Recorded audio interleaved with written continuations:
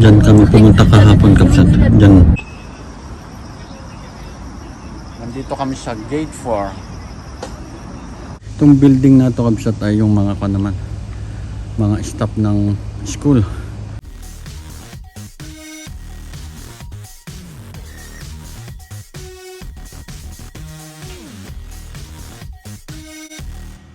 Magandang umaga mga Kapsat at welcome back sa aking channel. At bali pang 3 days na namin dito sa Ningbo, China. Bali kakain lang kami ng almusal tapos pupunta kami sa Nottingham kung saan magka-college si Lian ng 4 na taon, Kapsat.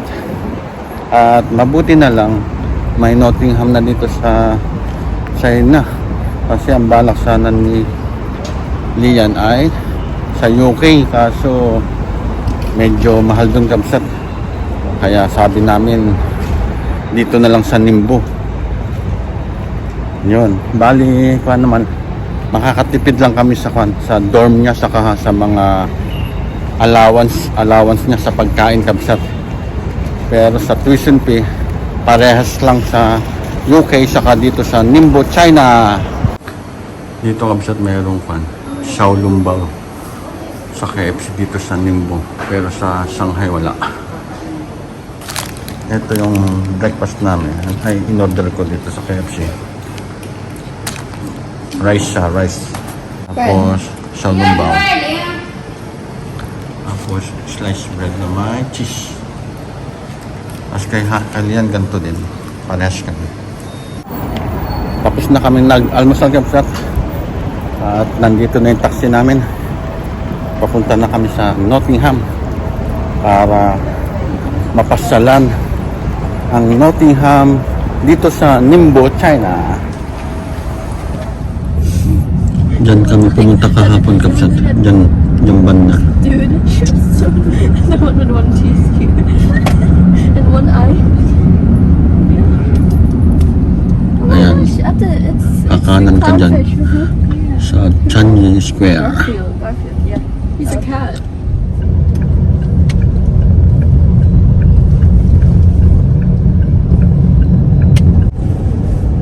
所有车道均可通行，前方红绿灯直行。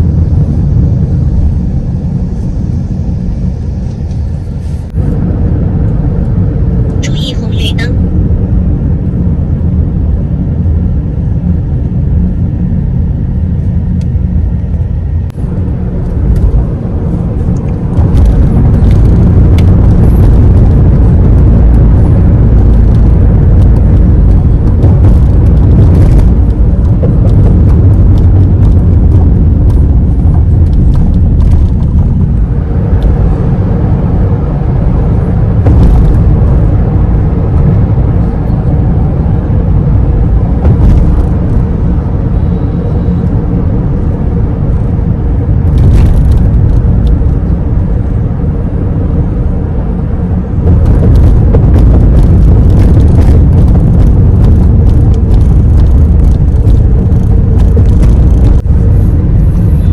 Napakataas na building, Kapsat.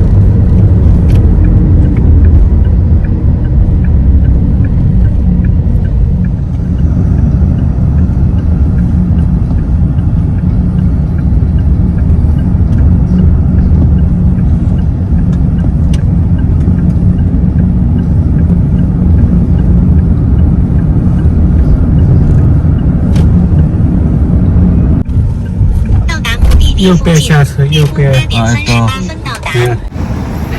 Dito na kami, Kapsat, sa Nottingham. Nandito kami sa Gate 4. Ayan. At kami mamamasal sa loob. Ito, Kapsat, yung dorm dito sa Gate 4. Tapos pupunta kami doon. Bali ito tour guide kami doon nung isang teacher. Grabe, ang laki pala nitong Nottingham dito sa Ningbo. Yan si Mrs. Saka yung dalawang anak namin. Tapos yung tour guide namin dito sa Nottingham, Ningbo.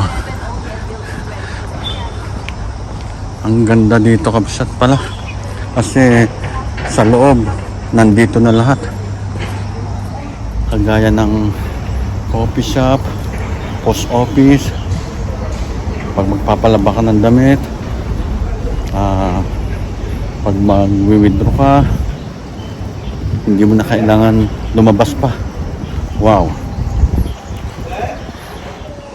Ayan sa Kabsat to. Tingnan niyo yung mga building. Dami. Parang compound na din pala to. Tapos ayan o, may mga bilihan ng mga kan dyan. Kung ano-ano. Kung ano yung gusto mo. Pupunta muna kami dito. Ayan Kabsat, nandito kami sa dorm. Titignan namin yung dorm ni Lian. Bali nandito sa gitna. Ito Kabsat to, ang ganda. Ito yung CR dito sa dorm niya. Ito yung kama niya. Tapos ayan. Ang ganda Kabsat. Kahit na hindi sa kalakihan, pero ang cute. Pwede pa nga ang dalawahan dito. Tapos eto naman yung sa kitchen Kabsat. Dito ka kakain.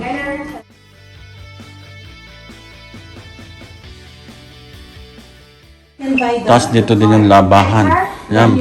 Tapos dito sa pinakadulo yung kitchen Kabsat yan. Ganda Mas maganda pa yung range hood nila. Tapos yung pinakita ko kanina ay yung labahan doon. Tapos dito ka kakain. O kaya dito sa gilid para may view. Ito pala Kabsat, lahat ng building na to ay mga dorm. Ang dami pala. Ito siguro Kabsat yung pinakagitna. Ang ganda. Pwede kang magkape-kape dyan. Yan Hindi ka maboboring dito pala Kabsat. Ang dami mong pwedeng pagpilian kung ano gusto mong kainin o inumin. Hanggang dun Tapos dun banda Kabsat yung coffee shop na Tim Hortons, 7-Eleven.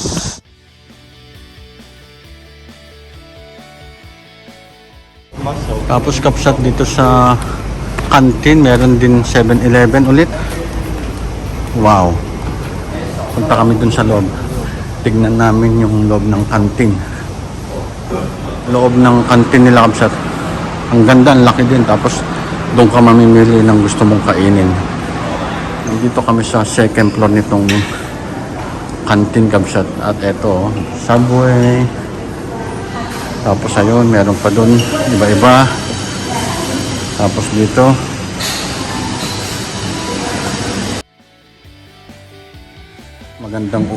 dito mas magandang umupo Kabsat. Bali Kabsat, 4 yung canteen nila dito. Pero yung dalawa inaayos pa, renovation daw. Kaya hindi namin makikita. Pero okay lang. Doon pa lang nga okay na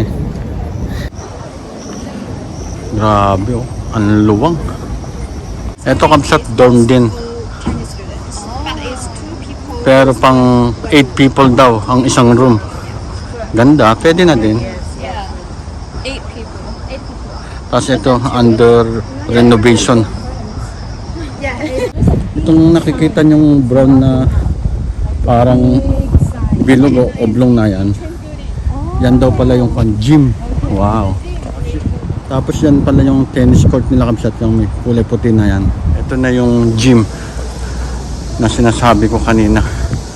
Ayan. Tapos dito sa right side, basketball court. Tapos dun sa left side, yung tennis court nila. Ganda Maganda Kabsat. Ito yung indoor na basketball court nila. Ang laki.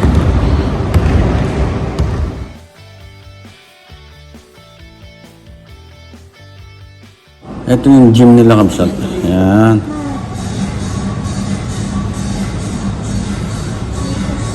Ito Kabsat yung pang volleyball. Tapos doon yung tennis court yon, kadikit niya. Ito naman Kabsat yung badminton nila. ito yung running track nila. O kung gusto mong tumakbo ng mas matagal dito. Ito na kabsat yung sinasabi kong outdoor na basketball court. Ang laki at ang haba. Grabe kabsat sa sobrang laki. Nakakapagod. Tapos hanggang dyan pa oh. At dito naman kami itutur.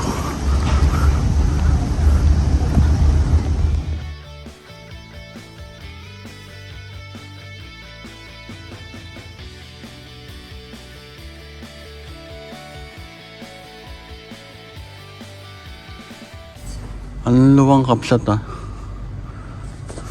Tapos kabsat oh, may ilog pa.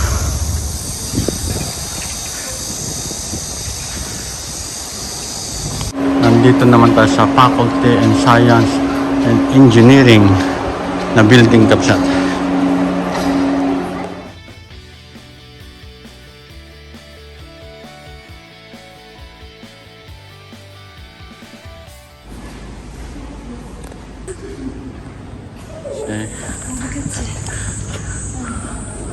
Ito yung itsura ng classroom nila kabsat. Ganda. Dito kabsat iba naman yung itsura ng classroom. Mas maganda yung upuan. Dito naman kabsat pang madamihan. It's 9 a.m. And then usually. Yeah, I can sit here. Itong building na to kabsat ay yung mga mga staff ng school. Yung lahat na nagtatrabaho dito, dyan yung office nila. Ito kabsat yung library nila. Napakalaki. Tapos kabsat, ito yung pinakalas na tour namin dito. Ito, may hotel pa pala dito sa loob ng Nottingham. Wow, the best. Ito yung side ng hotel.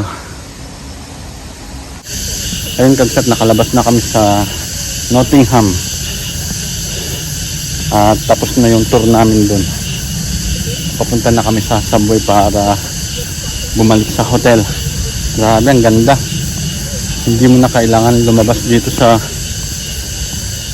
labas ng compound para bumili ng kung ano gusto mo.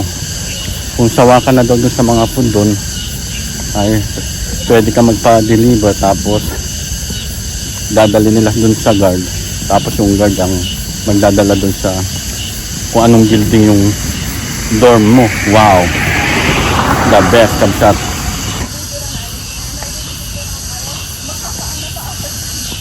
Pero imposible naman na hindi mo magugustuhan yung mga pagkain doon kabsat.